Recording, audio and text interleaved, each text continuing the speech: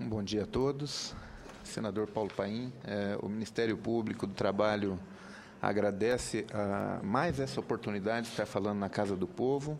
Falamos aqui não apenas em nome do Ministério Público do Trabalho, mas também como membro do Fórum Nacional em Defesa da Lei 12.619 e como membro e presidente do IPEATRA, Instituto de Pesquisas Aplicadas da Magistratura e do Ministério Público do Trabalho, que reúne juízes e procuradores de todo o país. E enaltecemos de maneira especial essa oportunidade, porque essa norma que hoje é comentada, ela está sobre um franco ataque. Mas percebo com muita felicidade que também temos aqui uma defesa extremamente diligente desse avanço que é importante para todos nós. Defesa essa simbolizada aqui por uma única mesa, termos o Poder Legislativo, Poder Judiciário, Dr. Flávio Cooper, aliás, preside o tribunal que eu tive a felicidade de atuar como juiz, embora por pouco tempo, mas uma passagem extremamente, para mim, muito feliz, muito agradável e que acrescentou muito no meu currículo de vida. E temos um movimento sindical se levantando de uma maneira absolutamente altiva. O homem que há 40 anos discute esse assunto está sentado nessa mesa, o senhor Omar. Então, temos aqui, e agora sentado o SINAIT também, então temos o Legislativo, Judiciário, Ministério Público e movimento sindical absolutamente vigilantes com relação a esse avanço, e isso nos deixa bastante tranquilos e confiantes de que não teremos um retrocesso nesse avanço. Veja, a Comissão de Direitos Humanos é o local, senador, natural para se debater esse assunto. Porque quando falamos em direitos humanos, não podemos nos esquecer jamais de que o principal direito humano, ou seja, aquele inerente ao fato simplesmente do cidadão, da pessoa ser um ser humano, quer dizer, ostentar a condição de ser humano, é a vida. E essa lei, ela defende diretamente a vida. Deriva da vida, e nós não podemos jamais defender, e a doutrina dos direitos humanos é muito clara nisso, não se defende apenas a vida, mas uma vida digna. E esta lei, ela vem em socorro à dignidade do motorista, à dignidade do profissional motorista. Outro direito humano de especial relevância é a segurança. E a segurança vem albergada por essa norma no seu aspecto individual. O motorista tem a sua segurança preservada, mas, sobretudo, no aspecto coletivo.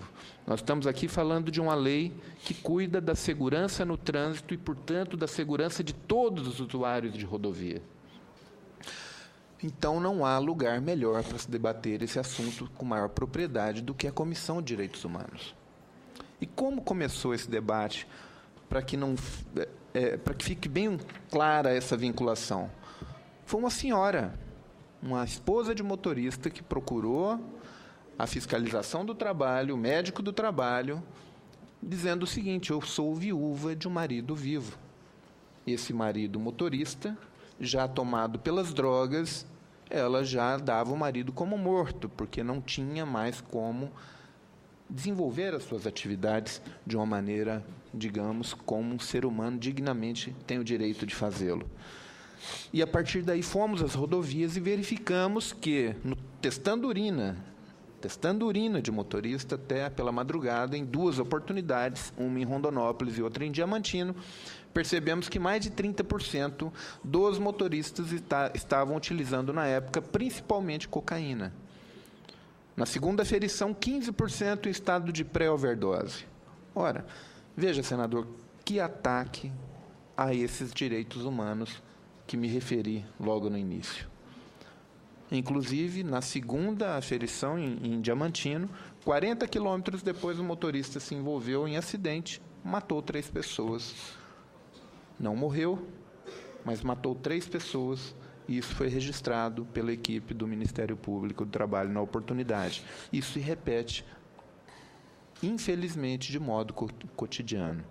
Mas, muito bem, esse debate que há 40 anos já vem sendo travado só com a figura do seu Omar, que está aqui conosco, ele acabou aproximando, a partir de uma ação civil pública com o deferimento liminar da Justiça do Trabalho, acabou levando a uma aproximação inédita entre trabalhadores e empregadores. E Edmar aqui, que embora não esteja na mesa, pode me desmentir se por um acaso estiver falando alguma inverdade, assim como o seu Omar.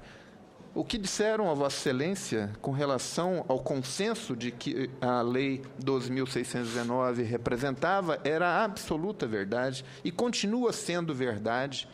Nós temos um consenso inabalável com relação a essa norma, porque ela foi fruto de um longo processo de negociação entre as representações patronais e laborais. O que aconteceu, e é bom que a gente percebe, foi mencionado aqui pelo Festino, veja, desculpe, Festino ali, Pestana aqui também mencionou, nós tivemos uma reação de um setor que se viu prejudicado economicamente por uma lei que vem prevenir mortes na estrada. Esse setor, basicamente um setor muito importante, não estamos aqui, de modo algum, buscando atacar um ou outro setor, mas o setor do agronegócio se viu prejudicado porque entendeu que teria que pagar um frete maior, porque a hora extra que antes era sonegada desse motorista deveria ser paga. O período não trabalhado, ele tem um custo evidente, e isso é apropriado no frete, e o produtor rural entendeu que isso oneraria a sua atividade, e assim acabou utilizando um movimento que se dizia movimento representante de trabalhadores, quando, na verdade, representava, sim, o setor do agronegócio, o movimento União Brasil Caminhoneiro, parou o país ilegitimamente e passou a falsa impressão de que aquele consenso, na verdade, não existia, de que o trabalhador não queria a lei, de que o trabalhador, enfim, entendia que era um exagero, como colocado aqui, dormir e descansar por 11 horas. É esse o momento, é esse o contexto que levou a uma perplexidade da sociedade no primeiro momento, que se viu confusa. Ora, por que um trabalhador está contra a norma que salva a vida dele e salva a vida de terceiros? Logo, depois, na verdade levou um ano, essa situação ficou muito clara quando esse mesmo movimento tentou parar o país por mais uma vez e o próprio governo federal colocou um basta. Enfim, é esse o conjunto político que nós temos, sob o ponto de vista social. Nós temos uma lei que é fruto de um consenso, uma lei que já produziu um resultado importantíssimo para a sociedade. E aqui, Excelência, eu gostaria de esclarecer. Nós verificamos e tabulamos os dados da Polícia Rodoviária Federal e, da edição da norma para cá, já poupou-se 1.500 vidas nas estradas brasileiras. Nós tivemos, e isso fica muito claro nos números, uma ampliação na violência do trânsito de um modo geral e uma redução relativa quando nós analisamos os acidentes envolvendo caminhões e ônibus. Por quê? Nós fizemos uma aferição, uma nova aferição nas estradas, e 25%, apenas 25% dos motoristas já trafegam dentro do limite de 8 horas. Veja, nós temos 75% ainda trabalhando acima do limite, mas apenas esses 25% produziram já a redução de 1.500 mortes. 1.500 famílias continuam tendo o seu pai e as esposas, o marido efetivamente vivo.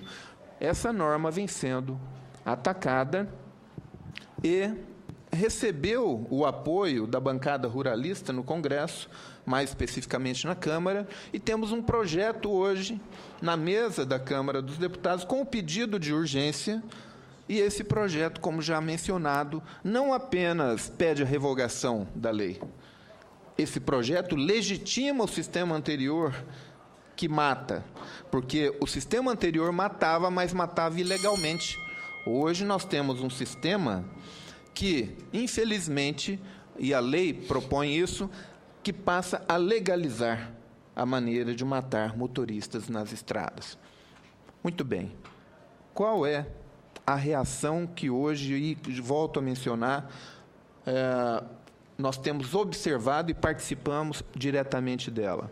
Foi fundado um fórum, já referido aqui, onde os trabalhadores finalmente disseram um não a essa, digamos, irracional reação a uma norma que é extremamente positiva para todo o país. E esse fórum vem ampliando a sua representatividade, a sua legitimidade a cada dia, o que nos dá a certeza de que não teremos eventual revisão sem um debate maduro. E a oportunidade que está sendo aberta aqui no Senado Federal é de extrema relevância, porque, num eventual sucesso desse projeto sair da Câmara dos Deputados, temos a certeza de que o Senado não tratará de uma maneira assodada uma matéria de tamanha relevância. Nós estamos num ano absolutamente atípico. Nós temos um ano eleitoral combinado com a nossa Copa do Mundo, né? Portanto, um ano extremamente curto. Qual é a expectativa que se cogita na Câmara dos Deputados? Aprovar esse projeto até maio. Então, conta-se com uma celeridade na Casa do Senado Federal que nós esperamos que realmente não haja ressonância. Nós precisamos de um debate maduro com relação à eventual alteração da Lei 12.619. Então, veja, senador, só para concluir, que meu tempo, me parece, já está esgotado. Bem ilustrativo e bem didático. Assim. E essa explicação didática é fundamental, para as pessoas entenderem o que está acontecendo. Então, você tem, além daqueles 3, mais 5. Muito obrigado. Muito obrigado. Então, qual é... E o Ministério Público tem insistido nesse sentido de que nós precisamos, e é bom que se diga, nós precisamos da eficácia plena da Lei 12.619. E o apoio do Senado Federal é determinante nesse sentido. Por quê? Porque o CONTRAN, logo depois da edição, e também pressionado pela bancada ruralista, acabou, de certo modo, recebendo o eco dessa bancada e editou a resolução número 417, que, em termos práticos, retirava da Polícia Rodoviária Federal as condições práticas para que a lei fosse fiscalizada. Então, qual é o quadro que temos hoje? E é melhor, eu preciso mencionar também, na verdade, essa resolução já não está mais no mundo jurídico em razão de uma ação civil pública ajuizada pelo Ministério Público do Trabalho, aqui na 10ª região, agora confirmada pelo TRT da 10ª, então foi declarada a nulidade dessa resolução na Justiça do Trabalho. Mas, ainda assim, nós temos um imobilismo da nossa Polícia Rodoviária Federal. Significa que nós temos um ator importantíssimo que se mantém inerte e que faz uma fiscalização preventiva com relação à aplicação da norma. Aí poderiam me questionar, mas o senhor não acabou de dizer que 25% já está cumprindo? Está cumprindo por quê? E 25%, repriso, com 1.500 mortes a menos. Se tivermos 100%, quantas outras vidas não salvaremos? Mais de 5 mil vidas. Com certeza. Com certeza, nós teremos um trânsito efetivamente seguro. Mas por que, então, esses 25% estão cumprindo? E aqui, doutor Flávio, eu devo dizer, o sistema criado pela 12.619, ele promove vários momentos de fiscalização. Um momento prévio, preventivo, que aí depende da atuação efetiva da Polícia Rodoviária Federal, mas nós temos um momento que não é o melhor momento, porque nós já temos um dano ali consolidado, que é a discussão na Justiça do Trabalho. Então, as empresas, e temos falado muito, né, Edmara, para as empresas também, essa lei interessa a empresários, interessa a trabalhadores. As empresas diligentes já estão empenhadas em aplicar a Lei 12.619. até porque, senão, o passivo trabalhista se torna incalculável e compromete a saúde dessas empresas também. Então, nós temos hoje um sistema que, se no médio e longo prazo não for alterado, mesmo com toda essa resistência, essa norma não vai ser uma lei, Festino, que não pegou. Viu, Pestana? É uma lei que pegou e não tem como não pegar. E, por essa razão, a única ameaça real que temos é, efetivamente, um projeto da natureza do que tramita na Câmara, com esse viés desestruturante desse grande avanço, não apenas para os motoristas, mas também para a sociedade como um todo. Então, o que pedimos? Que o Poder Legislativo, enfim, interaja junto ao Poder Executivo para que tenhamos esse elemento fundamental de fiscalização preventiva atuando, que a Polícia Rodoviária Federal passe a se desincumbir adequadamente da sua missão de verificar o cumprimento da Lei 12.619. E mais, o Ministério Público, também agora finalizando e colocando sugestões objetivas, entende, Excelência, que uma lei que se discute de uma maneira ou de outra há 40 anos não pode vir, e veio pelo consenso, não pode ser desconstituída ou desnaturada 2 anos depois da sua promulgação, da sua sanção, melhor dizendo. Então, o Ministério Público entende que essa norma deve ser efetivada e experimentada, aplicada por pelo menos 2 anos, para que, sim, possamos, todos os setores, aqueles que pensaram a lei, construíram a lei, ou seja, trabalhadores e empregadores, também o agronegócio, por que não? Porque todos fazemos parte dessa mesma sociedade, e possamos, então, avaliar eventuais aperfeiçoamentos, mas jamais legitimar um sistema que mata. Não é? Então, o que o Ministério Público realmente imagina, e esse já no estado da arte para o setor, é a aprovação do Estatuto que Vossa Excelência vem debatendo com tanto cuidado, enfim, e que realmente vai trazer uma proteção ampla para esse segmento. Mas a Lei 12.619, vista como um passo para alcançar esse objetivo, precisa de um período de avaliação para que nós possamos identificar com precisão eventuais aperfeiçoamentos. Isso não pode ser feito de uma maneira assodada. Muito obrigado pela oportunidade. Muito bem, doutor Paulo.